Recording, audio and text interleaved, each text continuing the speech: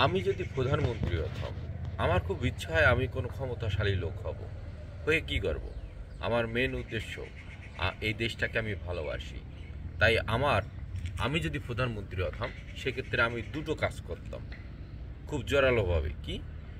এক, যারা এমপিতে দাঁড়াবে, মানে সংসদ সদস্য হিসেবে নির্বাচন করবে, তাদের অবশ্যই শুধুমাত্র এই দেশের নাগরিক হতে হবে।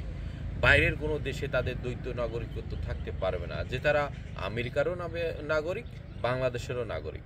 এরকম লোকদের দেশের উন্নয়ন সম্ভব না। কেননা এই দেশের টাকা ওই দেশে পাচার হবে, এটা নিশ্চিত, এবং মনোযোগ দিয়ে এই দেশের উন্নয়ন করবে না, এটাও সঠিক। তাই শুধুমাত্র যাদের বাংলাদেশের নাগরিকত্ব আছে, শুধুমাত্র তারাই নির্বাচন করতে পারবে। এই একটা। আরেকটা আরেকটা আছে, চিন্তা ভাবনা আছে, যারা বাংলাদেশ থেকে বিদেশে চলে যায় স্থায়ীভাবে। আমি দেখছি যে কত অভিনেতা অভিনেত্রী চলে গেছে বিদেশে, কত খেলোয়াড় চলে যাচ্ছে বিদেশে। তারা ইংল্যান্ড, আমেরিকা, সিঙ্গাপুর সব বিভিন্ন দেশে স্থায়ীভাবে বসবাস করছে। তো বাংলাদেশের সম্পদ তারা তো বিদেশে পাচার করে নিয়ে যাচ্ছে।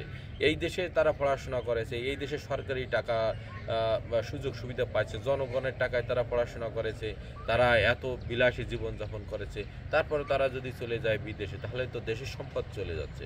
তা আমি চাই, যদি এরকম কোনো অভিনেতা অভিনেত্রী বা কোনো ব্যক্তি পড়াশোনার খাতিরেও যদি বিদেশে চলে যায়, স্থায়ীভাবে বসবাস করে, তাহলে অবশ্যই তাদের কাছ থেকে জরিমানা স্বরূপ বাংলাদেশের সরকারের টাকা খরচ করার জন্য অন্তত 30 লাখ, 50 লাখ, 1 কোটি টাকা কমপক্ষে বাংলাদেশ সরকারের খাতায় দিতে হবে, নাহলে সে বিদেশি নাগরিকত্ব পাবে না।